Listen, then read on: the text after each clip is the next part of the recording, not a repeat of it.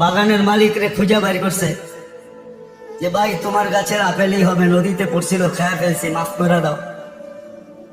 ওই বেটা ভাবছে মুরগা তো পাইছি, করে ছাড়ি তো ছাড়ি কি করে।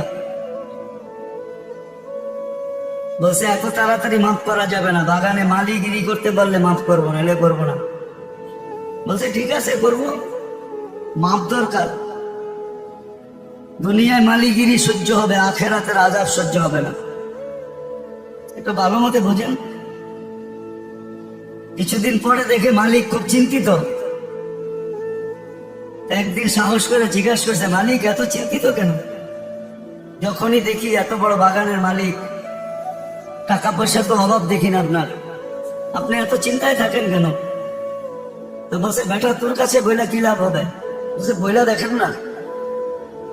বলছে আল্লাহ একটা মেয়ে দিছে, বয়স হয়ে গেছে, প্রস্তাব তো বহুত জায়গার থেকে আসে, রাজা বাদশার ঘরের থেকেও আসে, কিন্তু কোথায় যে বিয়ে দিব সিদ্ধান্ত করতে পারতেছি না। বলছে মালিক এটা তো সহজ,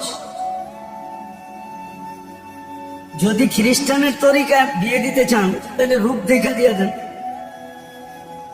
আর যদি ইহুদিদের তরিকায় বিয়ে দিতে চান তাহলে মাল দেখা দিয়ে দেন, আর যদি মুহাম্মদুর রাসূলুল্লাহ সাল্লাল্লাহু আলাইহি ওয়াসাল্লামের তরিকায় বিয়ে দিতে চান তো দিনদার দেখা দিয়ে দেন। বলছে বেটা তোর চেয়ে দিনদার তো আর কাউকে দেখি না দুনিয়াতে, চল আমার বাড়িতে। বিয়ে দিয়ে দিছেন, ওই ঘরে আব্দুল্লাহ রহমতুল্লাহ আলাইহি পয়দা হয়েছে। কিয়ামত পর্যন্ত এত বড় মুহাদ্দিসও আসবে না, আল্লাহওয়ালাও আসবে না। সমস্ত আল্লাহওয়ালারা আব্দুল্লাহ ইবনে মুবারকের পায়ের নিচে। বড় পীর বলেন, বড় পীরও ওনার পায়ের নিচে। এত বড় আল্লাহওয়ালা আসবে না। তো যেটা বুঝাইতেছিলাম, সুযোগ তো কাজে লাগাই নাই, সোহবতে যা শিখি নাই। ফার্সিতে একটা প্রবাদ বাক্য আছে, হামসুনিমান ডাঙ্গরে নিস্ত, আমার চেয়ে বড় কে। চিটাঙ্গের একটা প্রবাদ বাক্য আছে, চিটাঙ্গে আছে এখানে, আরত হারত নানারত, আরত হারত আর নানারত। যা আছে আমগো বাড়ি আর আমার নানার বাড়ি আর আমার শ্বশুর বাড়ি, আর কোথাও নেই। এই তিন জায়গায় আছে, আর কোথাও কিছু নাই। আমরাও তো শিখি নাই, ঠিক না? এই যে আছে চিটাঙ্গে, আরত হারত নানারত, যা আছে আমগো বাড়িতে আছে, আর শ্বশুর বাড়ি আছে আর নানার বাড়ি আছে, আর কোথাও কিছু নেই। সত্য এটি, আমি ভালো বুঝি, এই জন্য সুযোগ কাজে লাগানো যায় না।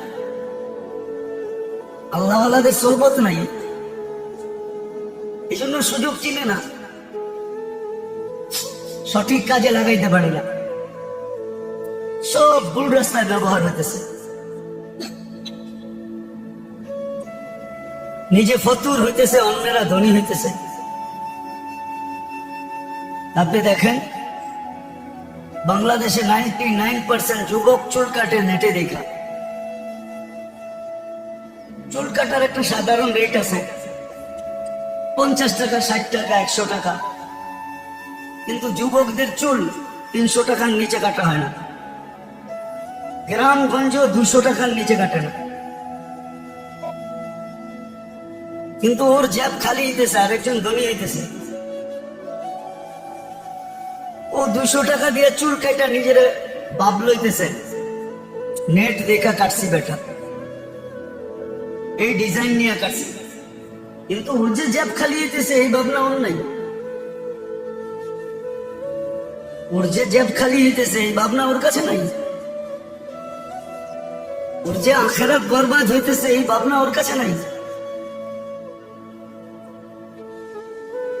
ও যে আল্লাহর দুশ্মনীর পরিচয় দিতেছে এই ব্যথা ওর ভিতরে অনুভূতি নাই, অনুভূতি নেই। কি আছে নাকি যুবকদের অনুভূতি?